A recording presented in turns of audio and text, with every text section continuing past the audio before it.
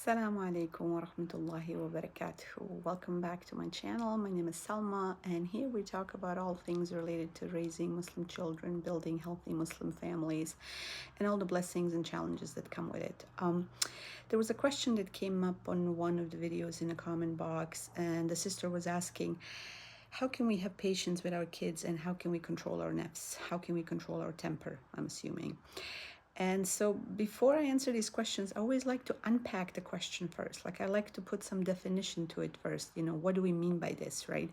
And so when we say, how can we have patience with our kids, we have to define what does patience look like? What does having patience with kids means? And in most cases, and again, maybe this is something, again, you can do along with me as I, walk you through these steps. What does that mean for you? What does that look like in your family? When you think of a patient mother, what kind of mother is that? Or when you think of a patient father, what's the image that comes to mind, right? And in most cases, this means, you're calm, you're collected, you're not yelling, you're not screaming, you have an understanding for your child, right? Does that ring true? You have to find your own definition. What does having patience mean, right? Because having patience doesn't mean letting your child run into the street and just let them do whatever, right? And so we have to kind of define what patience means in the first place. What kind of parenting does that look like, right? And so usually it's us not losing our temper, us not yelling and screaming and feeling out of control, right? And I think that's where the second part of the question comes in. How can we control our nafs, right? How can we not lose it, right? And so that's kind of the definition. We're setting the states. We want to be calm. We want to be collected. We want to be kind. Okay, we want to be nice to our children, we want to have compassion to them, but it's not happening, right? Like we keep running into issues, and particularly mothers of young children or mothers in a large family might feel like they're not living up to the standard, or they're not living up to their own values, right?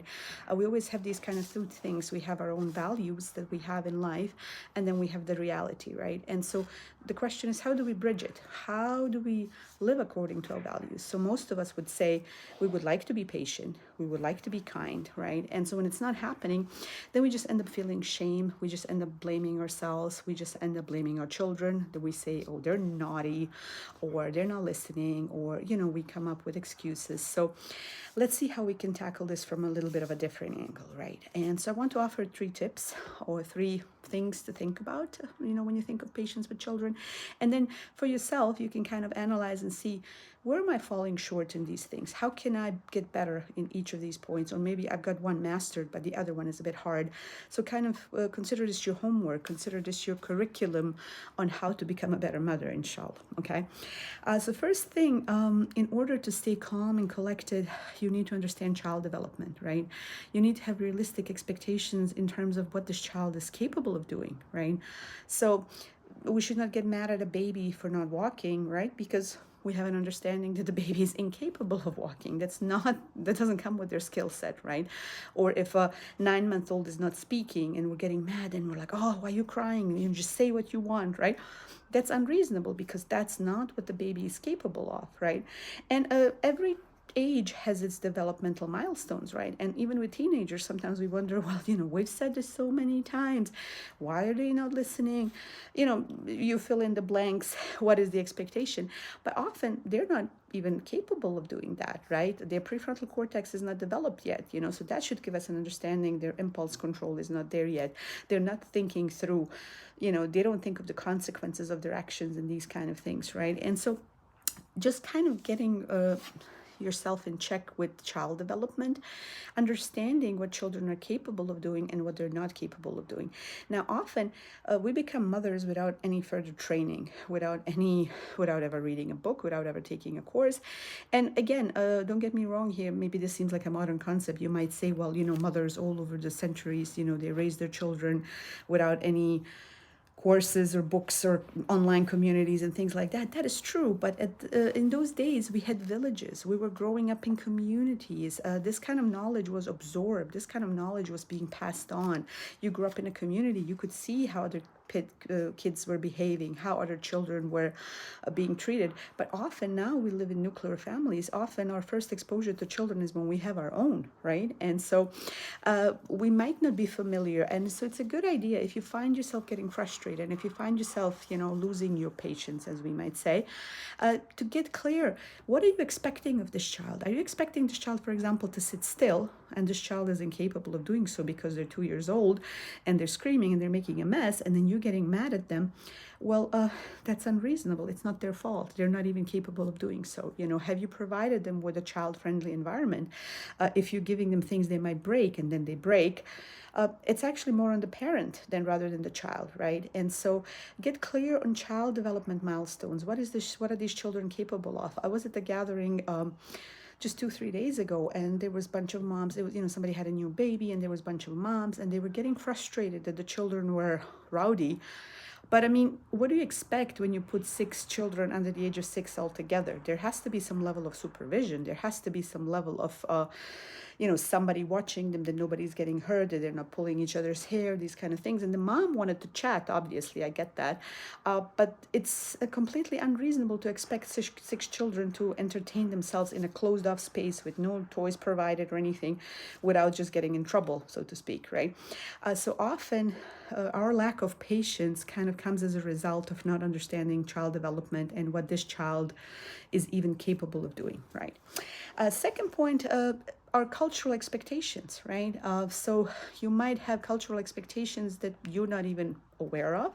So this is something you can dig deeper. What is it, the mindset that you come from? What's the mindset, about children? What's the kind of cultural vibe? Are children more just to be seen and not heard? Are children supposed to speak up in adults' presence? What about gatherings? What's the expectation, right? So kind of think about your cultures, and especially you might learn from other cultures, and you might see if you're exposed. I live in the UAE, and I've lived internationally my whole life, and I've noticed that people parent their children based on their cultural upbringing, and which cultures can be incredibly enriching and a beautiful thing if they bring the clothes, the food, all the beautiful things. But they can also be damaging because cultures evolve over time, right? And so you might come from an outdoor culture, so to speak, where kids were just playing outdoors most of the time. If you lived in a small village place or something, and the kids were mostly outdoors, and so nobody cared if they got messy, and you had that kind of free upbringing yourself. And then all of a sudden you find yourself living in an apartment, and your kid is just running around and jumping, and you get frustrated with them because the expectations have changed. Now we live urban lives. Now we need to go to the park. And, I've noticed in a lot of Muslim communities, people are like, oh, why do you need to take a child to the park? Or why do you need to take them outdoors? Just let them roam around. But depending where you live, this might not be safe anymore. There might need to be some structure, or you need to make it, part of your schedule to take your kids out into nature, because it's not a given anymore, right?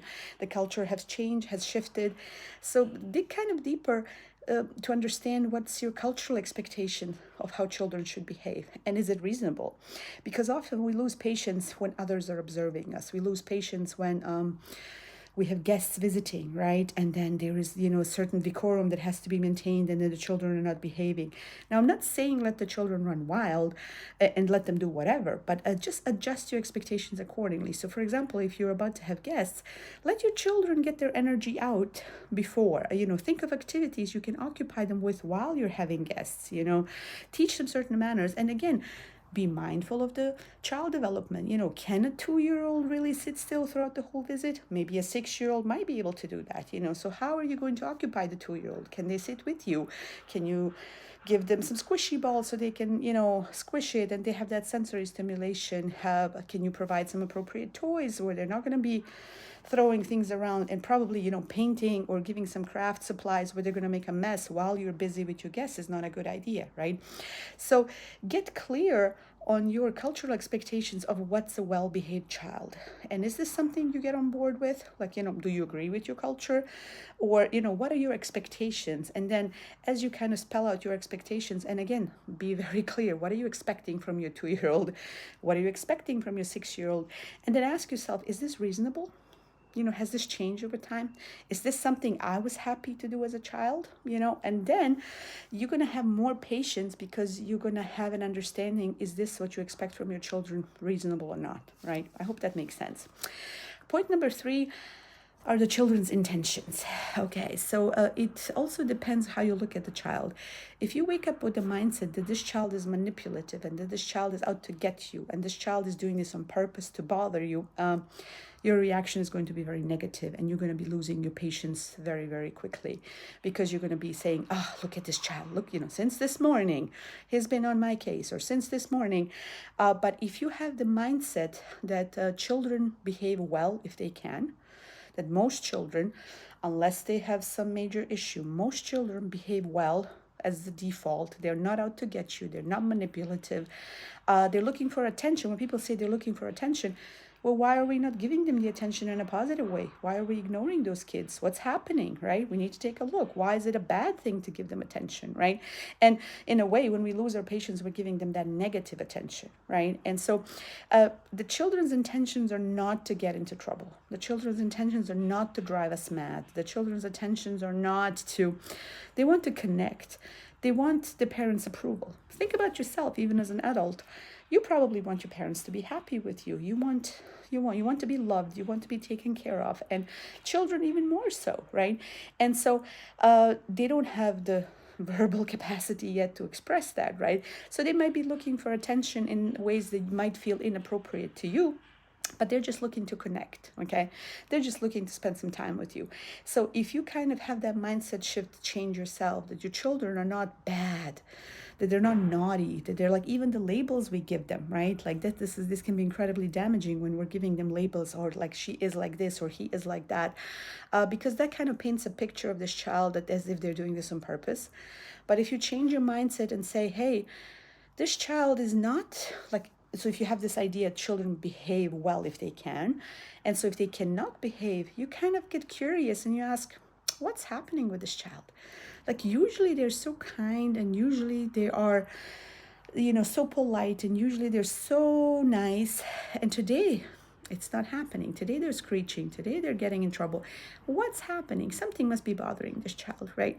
And so then you can be patient, and then you can be curious, and then you can say, hey, what's going on, honey? Come sit with mama. Let me give you a hug. What's happening? And they might tell you, they might be upset, I don't know, something minor like the shirt rubbing them the wrong way, or something major, a friend being upset at them, some incident at school, or feeling hurt by their sibling, or whatever it is, right? And so if children are not behaving well, there's always something behind it. So at this event, I was there a couple of days ago, the children were bored. Simple as that. The adults were not paying any attention, and they didn't know how to help themselves. They did not have nothing. They didn't know how to play. There was different kids that came for the first time. They didn't know each other.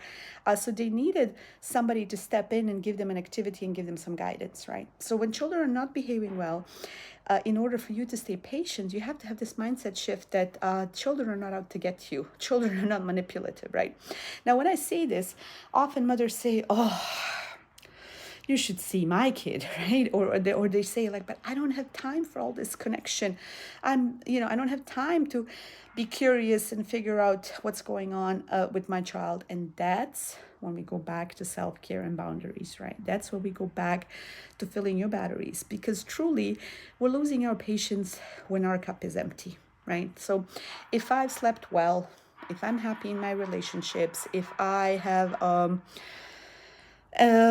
pursued things that I like, and then my child spills something, I'm more likely to just brush it off and say, hey, honey, it's okay. Let us clean it up. Like, I'm not ignoring it. I'm not enabling it. I'm not saying, yay, good job spilling. No, not like that. But I can say, hey, accidents happen. Let's go clean it up together. Okay, this is sharp. Let's be careful, right? Like you can be that kind of patient mother you might envision yourself being. But if you haven't slept, if you haven't done anything for yourself, if you're absolutely burnt out, and then a child does something minor as spill something. I remember one of the moms in my group, she was saying her kid was asking for a cup repeatedly, and she kept giving him a cup, and then the kid didn't want that colored cup, and then finally she gave him a glass cup, and then he broke it, and she ended up yelling at him saying, look what you've done, and she lost her patience.